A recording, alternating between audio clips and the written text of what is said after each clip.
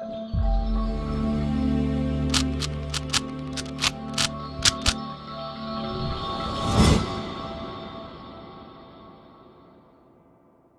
guys, welcome to Viva classes. I hope you like my videos. If you like my videos, please like, share and support our channel. आज हम लोग class 12 mathematics chapter 10 vector algebra की exercise 10.2 का आपको example और introduction discuss करेंगे और फिर डिस्कस करेंगे आपके साथ वो एक्सरसाइज। देखिए हमारी वीडियोस के पीछे एक ही कंसेप्ट है, एक ही फंडा है, कम टाइम में कंसेप्ट ज़्यादा, बिकॉज आपका समय बहुत कीमती है। तो चलिए फटाफट स्टार्ट करते हैं कि इसमें कौन से कंसेप्ट हैं और फिर एग्जाम्पल समझते हैं, क्योंकि उसके बाद एक्सरसाइज को समझना और भी ज़्यादा आसान हो जाता है। तो सबसे पहले इसके अंदर आपको दिखेगी ट्रायंगल प्रॉपर्टी। ट्रायंगल प्रॉपर्टी क्या कहती है कि अगर हम डायरेक्शन, बहुत इंपॉर्टेंट है, हमें पता है वेक्टर चैप्टर में कि अगर हम ए से बी की तरफ मूव करते हैं और फिर बी से सी की तरफ मूव करते हैं तो डायरेक्शन बहुत मैटर करती है, और सी से ए की तरफ मूव करते हैं तो अगर आपका इनिशियल और एंडिंग पॉइंट सेम होता है, तो हमने जब इंट्रोडक्टरी वीडियो आपके सामने दी थी, जो फर्स्ट एक्सरसाइज की वीडियो थी, तब आपको बताया था इनिशियल पॉइंट और टर्मिनेटिंग पॉइंट अगर सेम हो तो आपके पास माना जाता है कि वेक्टर जीरो वेक्टर है, राइट। तो यहां पर क्या हुआ, आप ए से बी पर गए, बी से सी पर गए और सी से ए पर आ गए। बिकॉज आपका इनिशियल और टर्मिनेटिंग पॉइंट सेम है तो इसे हम बोलते हैं जीरो वेक्टर, राइट। अब इस पर इंपॉर्टेंट एमसीक्यूज आते हैं, तो ध्यान देना है कि इस प्रॉपर्टी को आप और कैसे कैसे लिख सकते हैं। तो अभी फिलहाल याद रखना है ए से बी, बी से सी, एरो आप देख सकते हैं सी से ए, बिकॉज स्टार्टिंग और टर्मिनेटिंग पॉइंट सेम है तो ये जीरो वेक्टर है। Can I write this is minus b a vector? Yes. अगर आप डायरेक्शन चेंज कर देते हैं तो बाहर नेगेटिव आ जाता है, और इसको आप एज इट इज लिख सकते हैं B C vector plus C ए vector still also zero vector, right. ये ऐसा हो सकता है कि ए बी वैक्टर को हमने एज इट इज रखा, ये बन गया आपका c b vector, this is c A vector is equal to zero vector, right. यानी इसी को हम अलग अलग तरीके से कैसे लिख सकते हैं। तो एमसीक्यूज में आपके पास ये क्वेश्चन है तो इंपॉर्टेंट है आपके पास क्वेश्चन।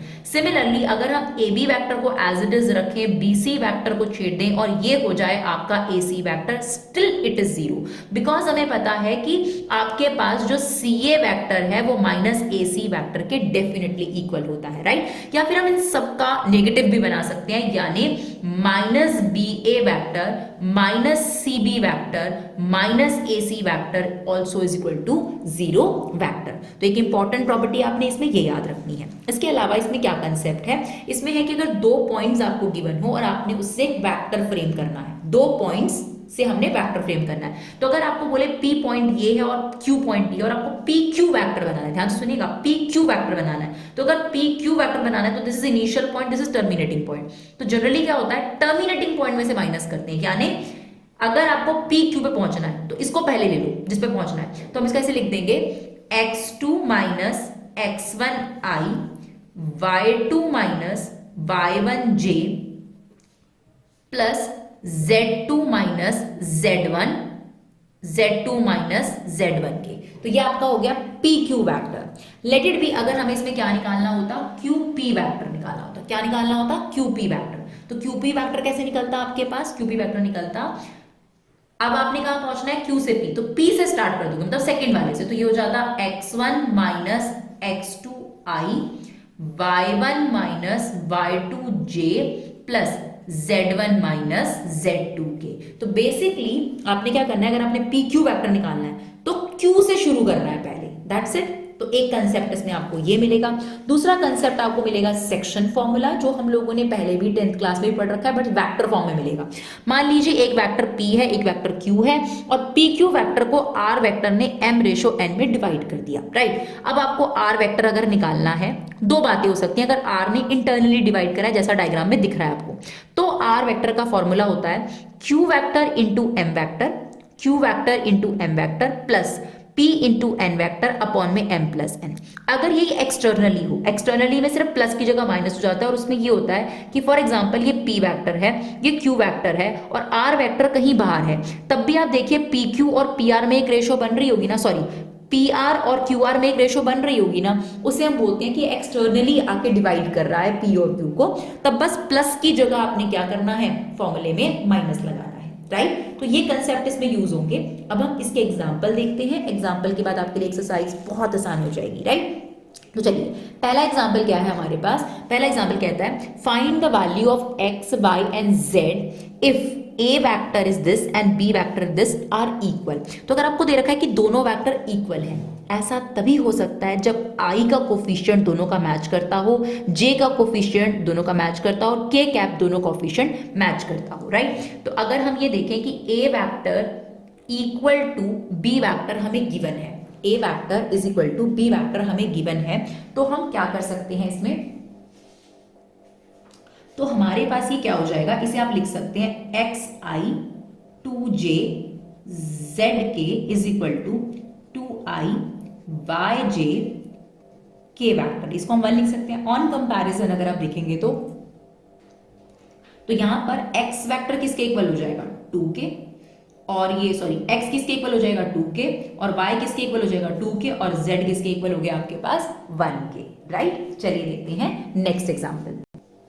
अब हमें क्या करना है, क्या गिवन एग्जांपल नंबर 5 में a वेक्टर गिवन है, b वेक्टर गिवन है, हमें कहता है क्या इन दोनों के मैग्नीट्यूड इक्वल है, और कहता है क्या ये दोनों वेक्टर इक्वल हैं। तो देखिए मैग्नीट्यूड अगर इक्वल आ भी जाते हैं तो सिर्फ मैग्नीट्यूड इक्वल होने से दो वेक्टर इक्वल नहीं होते, डायरेक्शंस भी इक्वल होनी चाहिए। तो आप देखेंगे कि ए वेक्टर के जो कोफिशिएंट है और बी वेक्टर के कोफिशिएंट अलग हैं, इसका मतलब ये दोनों वेक्टर डायरेक्शन में सेम नहीं है, क्योंकि यहाँ 1 2 है और यहाँ 2 1 है, तो ये डायरेक्शन में सेम नहीं है, तो डेफिनेटली ये इक्वल तो नहीं है। तो चलिए फटाफट देखते हैं कि मैग्नीट्यूड कैसे निकलेगा। तो मैग्नीट्यूड का फॉर्मूला हमने पढ़ रखा है वेक्टर का, क्या फॉर्मूला होता है आपके पास, A square plus B square plus C square, और ये ए बी सी क्या होते हैं, आपके पास कोई भी vector A I plus B J और सी के कैप फॉर्म में होता है, ये उसका स्टैंडर्ड फॉर्म होता है, राइट। यानी आई के कोफिशिएंट को ए, जे के कोफिशिएंट को बी और के कोफिशिएंट को हम लोग क्या बोलते हैं, सी बोलते हैं, राइट। तो चलिए अब यहाँ पर अगर हम ए वेक्टर का मैग्नीट्यूड निकालें तो 1 आपके पास कोफिशिएंट है, तो 1 का स्क्वायर, और जे का कोफिशिएंट है 2, और फिलहाल यहाँ पर सी नहीं है, तो ये कितना हो जाएगा आपके पास, √5 हो गया, 2 का स्क्वायर और ये 1, ठीक है ना। अब हम b का मैग्नीट्यूड निकालते हैं, सेम 2 का स्क्वायर हो जाएगा 4, और ये 1 का स्क्वायर, ये कितना आ गया √5। Yes, a magnitude here is equal to b magnitude, but it doesn't mean कि ये दो वेक्टर इक्वल हैं, क्योंकि मैग्नीट्यूड सोलोली डिसाइड अकेला नहीं करता कि भाई ये दो वेक्टर इक्वल होंगे, इसके लिए इनका इक्वल होना भी जरूरी था, जो कि डायरेक्शन होती है वो यहाँ पर इक्वल नहीं है, राइट। चलिए अब कहता है फाइंड द यूनिट वेक्टर। अब देखिए किसी भी वेक्टर को यूनिट वेक्टर में बदलने का क्या मतलब होता है, हमने पढ़ा था जब टाइप्स ऑफ वेक्टर पढ़े थे, तो जिस वेक्टर का मैग्नीट्यूड लेंथ 1 होती है उसे हम बोलते हैं यूनिट वेक्टर। तो किसी भी वेक्टर को यूनिट वेक्टर में बदलने के लिए हमें क्या करना पड़ता है, ये है सिंबल ऑफ यूनिट वेक्टर, उसके लिए हमें उस वेक्टर को उसके मैग्नीट्यूड से क्या करना पड़ता है, divide, that is what unit vector. जो वेक्टर यहां से आता है उसका मैग्नीट्यूड अगर आप निकालेंगे तो वो यूनिट ही होगा। जैसे अभी फिलहाल अगर हम इसका मैग्नीट्यूड निकालें तो ये 1 नहीं है ना, लेकिन अगर हम ये फॉर्मूला लगाकर एक वेक्टर निकालेंगे तो 100% उसका मैग्नीट्यूड कितना होगा, 1। चलिए फटाफट से पहले हम यूनिट वेक्टर बदलने के लिए क्या करेंगे, हमें बताया कि अगर हमें यूनिट वेक्टर बदलना है तो इस वेक्टर को इसके मैग्नीट्यूड से क्या करना पड़ेगा, हमें डिवाइड करना पड़ेगा। तो चलिए इसके मैग्नीट्यूड से डिवाइड करते हैं, होल अपॉन में 2 का स्क्वायर प्लस 3 का स्क्वायर प्लस 1 का स्क्वायर, तो ये कितना आ गया आपके पास 2i plus 3j plus k, तो ये कितना आ गया 4 plus 9 plus 1 that is √14, right. तो अगर हम इसको अलग अलग सेपरेट लिख दें तो ये क्या बन जाएगा आपके पास, that is 2 upon √14i 3 upon √14j plus k cap, right. तो ये जो अभी अब फिलहाल आपके पास वेक्टर है ना, जो अब वेक्टर आपके पास आया है 100% ये आपके पास एक यूनिट वेक्टर है। चेक करने के लिए आप मैग्नीट्यूड निकाल कर देखिए इसका, आपको यहाँ पर हम दिखाते हैं, वेरीफाई करके दिखाते हैं। ये देखिए ए स्क्वायर है ना, तो जरा इसका स्क्वायर करो, ये आ जाएगा 4 अपॉन 14, इसका स्क्वायर करो ये आ जाएगा 9 अपॉन 14, और 1 अपॉन 14 का स्क्वायर करो ये आ गया ये। अब आप देखो एलसीएम लोगे तो that is 14 upon 14 that is √1 is also 1। तो आप देख सकते हैं किसी भी वेक्टर को, फिलहाल ये जो वेक्टर था ये यूनिट वेक्टर नहीं था, इसका मैग्नीट्यूड था √14, राइट। लेकिन अब जब आपने ये फॉर्मूला लगा दिया इस वेक्टर पर तो ये वेक्टर ऐसा कन्वर्ट हो गया कि अब आपके पास जो वेक्टर है उससे जो आपके पास मैग्नीट्यूड आ रहा है वो है 1। और ध्यान से सुनिएगा, जो वेक्टर अब आपके पास आता है यूनिट वेक्टर में, ये जो आपके पास वैल्यूज आई हैं इन्हें बोलते हैं डायरेक्शन कोसाइंस, LMN से भी डिनोट करते हैं। 3D चैप्टर में बहुत इंपॉर्टेंट होता है ये, राइट। अब देखिए क्वेश्चन एग्जांपल नंबर जो 6 है उसका एग्जांपल नंबर 7 से साफ साफ लिंक है। एग्जांपल नंबर 7 में कहता है find vector A such that has magnitude 7 unit. अब वो चाहता है कि इसका मैग्नीट्यूड जो है वो 7 यूनिट हो जाए। अब देखिए जब आप यूनिट वेक्टर निकाल लेते हैं तो फिर आप 7 यूनिट वेक्टर भी बड़े आराम से निकाल सकते हैं। उसके लिए आपको क्या करना पड़ेगा, अब देखिए उसके लिए आपको जो यूनिट वेक्टर आएगा उसी को किससे मल्टीप्लाई करना पड़ेगा, 7 से मल्टीप्लाई करना पड़ेगा, तो वो किस में कन्वर्ट हो जाएगा, आपके पास 7 यूनिट वेक्टर में कन्वर्ट हो जाएगा। तो पहले हमें क्या करना पड़ेगा, इससे यूनिट वेक्टर निकालना पड़ेगा। And what is the formula of unit vector, that is a cap is equal to a vector upon a vector का मैग्नीट्यूड, राइट। तो चलिए यूनिट वेक्टर निकालते हैं। ये वेक्टर लिखा हमने, इसमें 0 के लिख देते हैं, होल अपॉन में इसका मैग्नीट्यूड, तो 1 का स्क्वायर और -2 का स्क्वायर, और ये कितना आ जाएगा 0 का स्क्वायर, राइट, इसके कोफिशिएंट का स्क्वायर। तो ये आपके पास यूनिट वेक्टर आ गया i -2j अपॉन में कितना आ जाएगा आपके पास √5, यानी 1 upon √5 i -2 upon √5j, right. ये इसकी स्टैंडर्ड फॉर्म है, तो स्टैंडर्ड फॉर्म में जरूर कन्वर्ट करना चाहिए। अब आप देखिए जो वेक्टर आपके सामने आया है ये है यूनिट वेक्टर, मतलब इसका अगर मैग्नीट्यूड निकाला जाए तो 1 होगा। हमें चाहिए ऐसा वेक्टर जिसका मैग्नीट्यूड 7 हो। तो अगर इसका मैग्नीट्यूड 1 है और इसे हम 7 से मल्टीप्लाई कर दें तो इसका मैग्नीट्यूड कितना हो जाएगा, 7 हो जाएगा। तो अब बोथ साइड 7 से मल्टीप्लाई कर दो, ये देखो, तो ये हो जाएगा 7 upon √5i -14 upon √5j, right. चलिए देखते हैं एग्जाम्पल नंबर 8। एग्जाम्पल नंबर 8 में क्या कहता है हमें, find the unit vector in the direction of the sum of the vector. मतलब हमें पहले क्या करना है, इन दोनों के सम से एक वेक्टर डिराइव करना है और उस वेक्टर का यूनिट वेक्टर निकालना है। तो कोई दिक्कत नहीं है, पहले सम निकाल लेते हैं और इन दोनों के सम को हम सी वेक्टर का नाम दे देते हैं। तो इन दोनों का सम निकाल लीजिए, 2i + 2i कितना हो गया 4i, 2j + j कितना हो गया आपके पास 3j, -5k और 3k कितना हो जाएगा -2k। सबसे पहले हमने क्या करा, सम निकाल लिया वेक्टर का। अब उसने क्या बोला है, जो इनके सम से निकल रहा है उसका यूनिट वेक्टर आपको निकालना है। तो ठीक है, इस सी वेक्टर का हमें यूनिट वेक्टर निकालना है। तो यूनिट वेक्टर निकालने का फॉर्मूला है सी वेक्टर अपॉन मैग्नीट्यूड। तो इस वेक्टर को ले लो 4i + 3j -2k whole upon में 4 का स्क्वायर 3 का स्क्वायर और ये आपके पास -2 का स्क्वायर, राइट। तो ये आपके पास कितना आ जाएगा √29, ठीक है ना, √29। तो आप लिख दोगे 4 upon √29i + 3 upon √29j -2 upon √29k। तो ये हमें इस एग्जाम्पल में बोल रखा था। चलिए देखते हैं नेक्स्ट एग्जाम्पल। चलिए अब हमारे पास एग्जाम्पल नंबर 9 में क्या कहता है, राइट द डायरेक्शन रेशो। बहुत इंपॉर्टेंट कंसेप्ट है, direction ratio versus direction cosine किसे कहते हैं। Right the direction ratio of the vector and hence calculate it direction cosines. तो अभी मैंने आपको एक एग्जाम्पल में बताया, जब आप किसी भी वेक्टर को उसके यूनिट वेक्टर में कन्वर्ट करते हो तो आई कैप जे कैप और के कैप के जो कोफिशिएंट्स होते हैं वो डायरेक्शन कोसाइंस होते हैं। और जो वेक्टर आपको गिवन होता है, जैसे कि ये गिवन है, इसके जो आपके पास कोफिशिएंट्स हैं 1, 1 और -2, these are known as direction ratios. तो अगर हमसे ये पूछा जा रहा है कि डायरेक्शन रेशोज कौन से हैं, तो डायरेक्शन रेशोज फिलहाल हमारे पास क्या हैं, डायरेक्शन रेशोज हैं हमारे पास 1, 1 एंड -2। बेसिकली ए बी सी की वैल्यू को डायरेक्शन रेशोज बोलते हैं।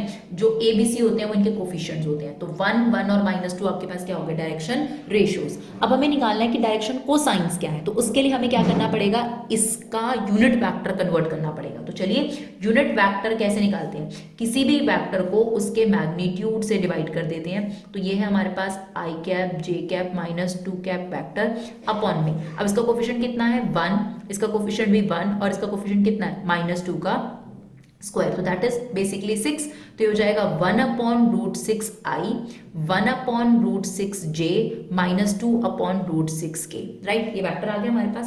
अब जो आपके पास कोफिशिएंट आपको नजर आ रहे हैं दिस वन, जब यूनिट वेक्टर कन्वर्ट हो जाता है तो वो कहलाते हैं हमारे पास डायरेक्शन कोसाइंस।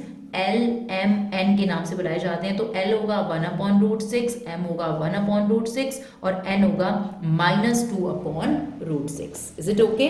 चलिए एग्जाम्पल नंबर 10 देखते हैं। Find the vector P and Q from P to Q। तो P और Q दो पॉइंट दे रखे हैं, ये भी हमने आपको बता दिया, इसमें कंसेप्ट आएगा। आपको P Q वेक्टर निकालना है। तो याद है, अगर हमें P Q वेक्टर निकालना है तो Q पॉइंट में से आपको P माइनस करना है। मतलब -1 -2i -2 -3j और -4 0 के, यानी Q के पॉइंट में से P के पॉइंट को रिस्पेक्टिवली आपने क्या करना है, माइनस करना है। तो ये कितना आ जाएगा हमारे पास, -3i -5j -4k। Is it okay? चलिए देखते हैं एग्जाम्पल नंबर 11। एग्जाम्पल नंबर 11 में अभी हमने आपके साथ सेक्शन फॉर्मूले की बात करी थी, तो वो सेक्शन फॉर्मूला इसमें इस्तेमाल हो रहा है। Consider 2 point P and Q। ये पॉइंट्स गिवन है, देखिए क्वेश्चन में पहले ही मेंशन कर दिया। O का मतलब यहाँ ओरिजिन है, इसे वेक्टर P वेक्टर दे रखा है बेसिकली, तो हमें P वेक्टर दे रखा है, Q वेक्टर दे रखा है। Find the position vector of R, तो आपको R वेक्टर की पोजीशन बतानी है।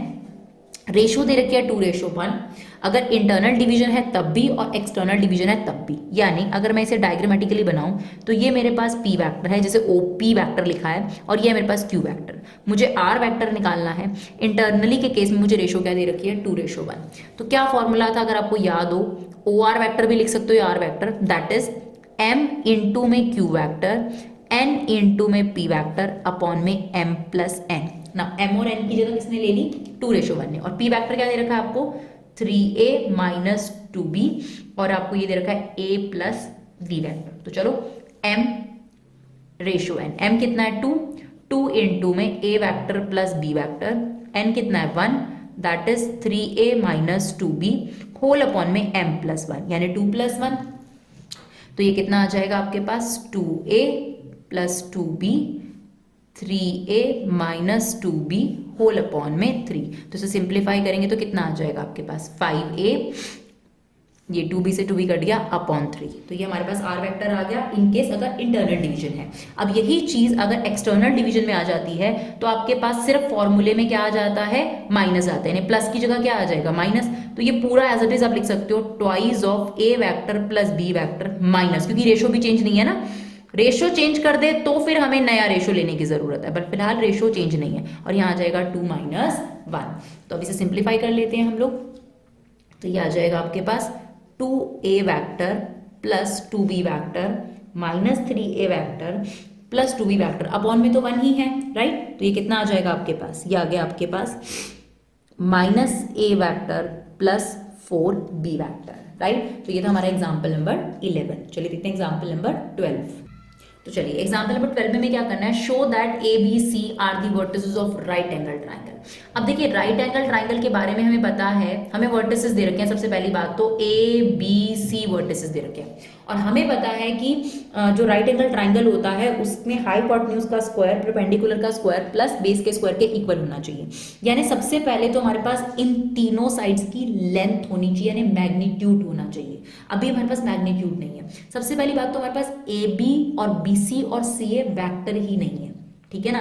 यानी अगर हमें स्क्वायर करना है तो लेंथ होनी चाहिए, और लेंथ के लिए हमारे पास ए बी बी सी और सी ए वेक्टर होने चाहिए, लेकिन हमारे पास वर्टिसेस के वेक्टर दे रखे हैं, राइट। तो पहले हमें क्या काम करना पड़ेगा, ए बी वेक्टर निकालना पड़ेगा, राइट। और ए बी वेक्टर निकालने के लिए क्या करना पड़ेगा, बी में से ए को क्या करना पड़ेगा, माइनस, जो कि अभी हमने आपको समझाया था। तो इसमें से आप इसको माइनस करेंगे, देखिए ये देखिए 1 माइनस 2, राइट, और माइनस 3 माइनस 1 आ जाएगा आपके पास -5 दिस। तो ये बेसिकली क्या आ जाएगा, अगर हम b में से a वेक्टर माइनस करें, ध्यान से देखिएगा, b में से a वेक्टर माइनस करेंगे तो ये आ जाएगा -i -2 -6k, ठीक है। ऐसे हम निकालेंगे bc वेक्टर। जब हम b में से c को माइनस करेंगे तो c में से a होगा। bc वेक्टर निकालने के लिए c में से 3i में से i चला गया, ये आ गया 2i -4j, और माइनस माइनस 3k प्लस हो जाएगा आपके पास।